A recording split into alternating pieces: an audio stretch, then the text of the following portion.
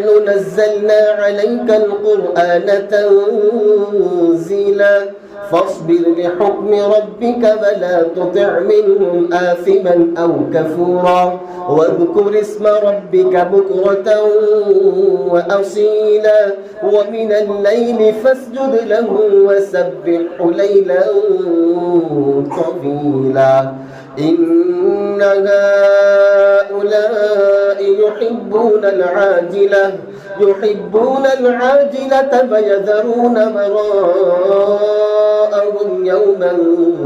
ثقيلا نحن خلقناهم وشددنا أسرهم وإذا شئنا بدلنا أمثالهم تبديلا إن هذه تذكرة فمن شاء اتخذ إلى ربه سبيلا.